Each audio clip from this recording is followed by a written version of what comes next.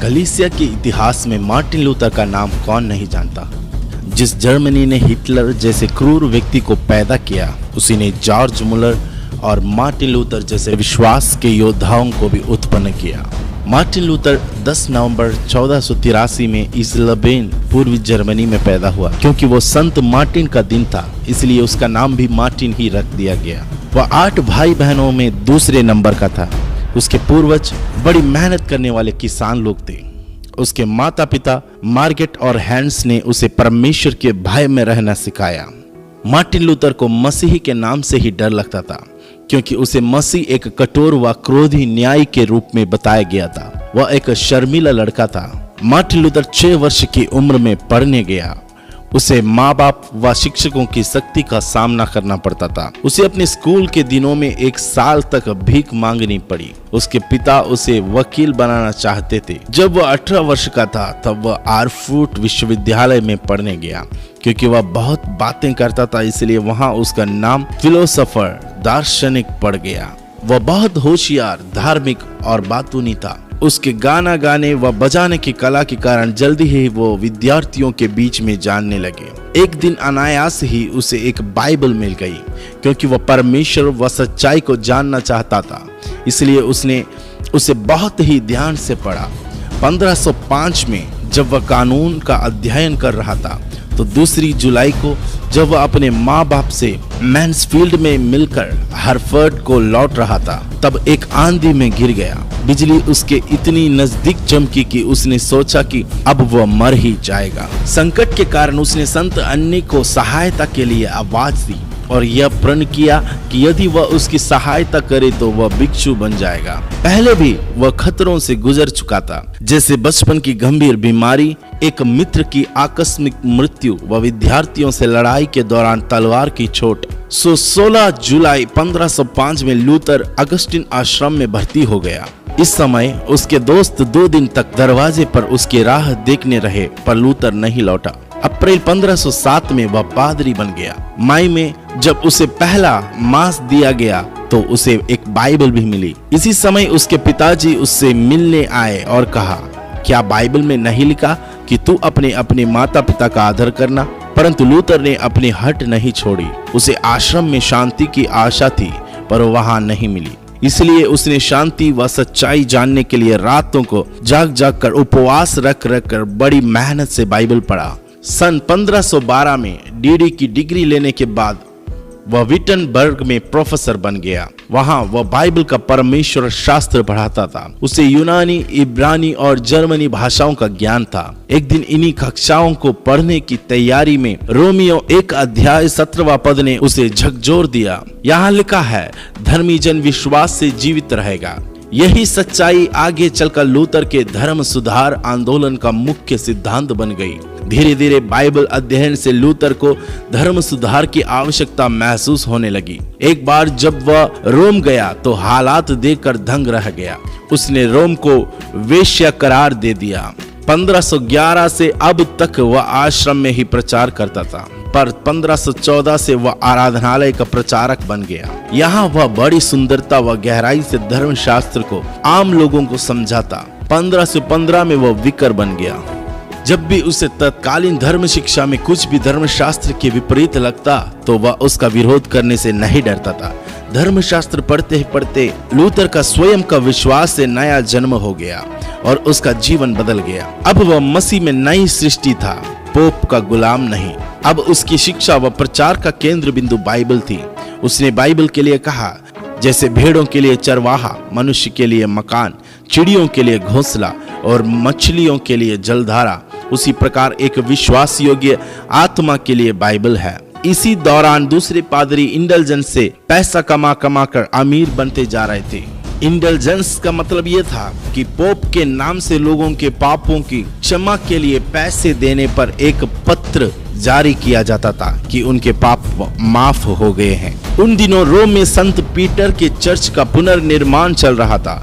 उसके लिए बहुत ही धक्कड़ इंडल्जेंस दी जा रही थी। लूथर ने इसका कड़ा विरोध किया। इंडल्जेंस के पैसे जमा करने वाले दलाल लोगों से यूं कहा करते थे, जैसे डिब्बे में आपके पैसे खन बोलते हैं, वैसे ही विश्राम स्थल में आत्माएं स्वर्ग में चली जाती है। लूथर जानता था कि लोग विश्वास से धर्मी ठहरते हैं, ना कि पैसे देने से।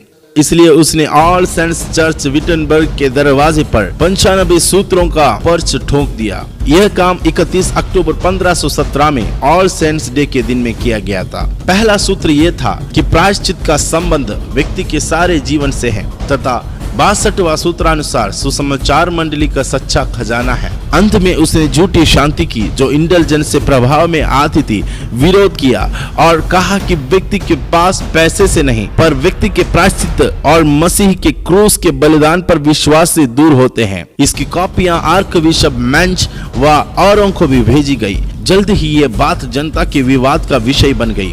आर्क बिशप मेंच ने ये पत्र रोम के पोप को भेजकर यह मांग की कि लूथर को इस काम के लिए मना किया जाए और इंटेलिजेंस बेचने वालों को भी चमकाया जाए। मार्च में जब इसकी कॉपियां विटनबर्ग में पहुंची तो विद्यार्थियों ने इन्हें जला दिया, परंतु लूथर को मालूम था कि कैथोलिक मंडलियों में कई लोगों के विचार उसके जैसे ही थे, पर वे बोलने से डरते थे।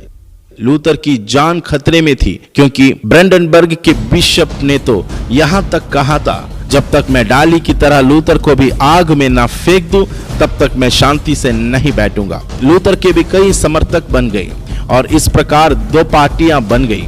लूथर ने कहा, जो होना है सो हो, पर मैं रोम से संधि नहीं करूंगा। उसकी इन 3 किताबों ने तो क्रांति ला दी। An address to the nobility of German nation, on the Babylonian captivity of Church of God, on the liberty of Christ and man। उसने एक और किताब लिखी, Against the Bull of Antichrist। Bull का अर्थ है पोप की आज्ञा। इसमें उसने पोप को ख्रिस्ट विरोधी बताया था। पहले तो पोप ने सोचा ये किसी शराबी की शरारत है, पर सच्चाई मालूम पड़ने पर उसने लूथर को डाइट अर्थात राज्य परिषद के सामने उपस्थित होने को कहा। 60 दिन का समय दिया गया था। इस पर लूथर के दोस्तों ने उसे जाने से रोका, पर उसने कहा, मैं नहीं भागूंगा। मैं जानता हूं कि ये मेरे खून के प्यासे हैं, पर मैं चाहता हूं कि मेरा खून इन्हीं के माथे पड़े। अप्रैल 1521 में भारी भीड़ की उपस्थिति में डाइट ऑफ वर्म्स धार्मिक अदालत में हाजिर हुआ, जहां दुनिया के दिग्गज धार्मिक नेता बैठे थे। उनका कहना था कि जो विचार लूथर ने व्यक्त किए हैं उन्हें वापस ले, परंतु लूथर ने कहा, परमेश्वर के वचन ने मेरे विवेक को छू लिया है। मैं कुछ भी ना वापस ले सकता हूँ और ना ही लूंगा, क्योंकि हमारा विवेक के विरुद्ध काम करना ना ठीक है ना खतरे से खाली। मैं इसी बात पर अटल हूँ, इसके अलावा मैं और कुछ नहीं कर सकता। परमेश्वर मेरी सहायता करे, आमीन। यदि धर्मशास्त्र या और पुख्ता कारणों से मुझे मेरी गलती का एहसास करा दिया जाए तो मैं अपनी बात वापस लेने को राजी हूँ। इसकी इस दृढ़ता के कारण अदालत ने यही निर्णय लिया कि लूथर को नियमों का उल्लंघन करने वाला व कानूनी की रक्षा से वंचित व्यक्ति घोषित कर दिया जाए। उसके लोगों पर भी प्रतिबंध लगा दिया गया। सम्राट ने उसे 24 घंटों के अंदर अंदर वर्क्स को छोड़ देने की आज्ञा दे दी। फिर उसे सेक्सनी के फेडरिक के घर, जो वार्टबर्ग किले में रहता था, शरण मिली। यहाँ उसने नए नियम का जर्मन भाषा में अनुवाद किया। उसने अपने अनुवाद के शिक्षकों का वर्णन इस प्रकार किया, मेरा शिक्षक गृहणियां, खेलते बच्चे और चौपड़ों के व्यापारी थे। इन्हीं से उसने सीखा कि कैसे अपनी बात कहे। कुछ ही समय बाद उसने कहा कि वह किसी संसारिक राजा के संरक्षण में रहना नहीं चाहता। उससे कहीं अधिक शक्तिशाली अपने गुरु मसीह की शक्ति में विश्वास करके बिना दूसरों को जोखिम में डाले एक मसीह बनकर रहना चाहता हूँ। सन 1520 में उसने कई लेख लिखे जिनकी बहुत मांग थी। ऐसा प्रतीत होता था मानो वह अपने आप को ही अपने लेखों में उतार देता था। इन लेखों में उसने रोमी चर्च के मुकाबले में अपनी प्रतिरक्षा की बातें लिखी थी। इन लेखों ने मानव जाति का इतिहास बदल दिया। उसने अपनी भाषणों में व लेखों में स्पष्ट कर दिया कि उसने तात्कालीन कलीसिया से हमेशा के लिए नाता तोड़ लिया है और पोप ना तो सबसे बड़ा है और ना ही उसकी आज्ञाएं विश्व से परे हैं। परिणाम स्वरूप बहुत से भिक्षु आश्रमों को छोड़कर वापस आम आदमी बन गए और अपने जीवन को मसीह को अर्पित किया। कई बार धर्म के नेताओं ने लूथर को बुला बुला कर पूछा कि शायद उसने अपने विचार बदल दिए हैं, पर हर बार लूथर ने मसीह में उसके विश्वास का इजहार किया। 13 जून 1525 को लूथर ने कैथरीन वान बोरा नामक भिक्षुनी एक नन से शादी कर ली। उनकी शादी की अंगूठियों पर यह लिखा था, जिन्हें परमेश्वर ने जोड़ा है उन्हें कोई मनुष्य अलग ना करे। उनके 6 बच्चे हुए। शादी से लूथर के व्यक्तित्व में निखार आ गया। लूथर ने मंडलियों में समय समय पर पादरियों के दौरे की व्यवस्था बनाई और कुछ योग्य पादरियों को मार्गदर्शन दिया कि वे दूसरे पादरियों के लिए कुछ निर्देश बनाए। उसने मंडली में उपदेश देने की प्रथा पुनरुद्धार किया और सार्वजनिक स्कूल भी खोले। सन 1537 में बीमारी के एक गंभीर झटके के बाद वह कभी भी पूरी तरह संभल नहीं पाया। मरते समय उससे पूछा गया, क्या अब भी तुम वही विश्वास करते हो जो तुमने जीवन भर सिखाया? उसने कहा, हाँ। मरते समय उसने बाइबल के इस पद को 3 बार बोला, परमेश्वर ने जगत से ऐसा प्रेम किया कि अपना इकलौता पुत्र दे दिया, ताकि जो कोई उस पर विश्वास लाए वह नाश ना हो परंतु अनंत जीवन पाए। उसकी मृत्यु 18 फरवरी 1546 में आइजलबन में हुई, जहां वह पैदा भी हुआ था। यीशु नासरी के बाद यही एक व्यक्ति है जिस पर सैकड़े किताबें लिखी गई है। उसे भविष्यवक्ताओं और कलीसियाओं के खंभों की श्रृंखला में एक खंभा माना जाता है। वह एक व्यक्ति था। वह अपने बारे में कहता था, परमेश्वर कड़क लट्ठों को फाड़ने के लिए कड़क कुल्हाड़ी का ही प्रयोग करता है। उसमें अंदरूनी चमक, मानवीय उदारता, संवेदनशील और भावुकता थी।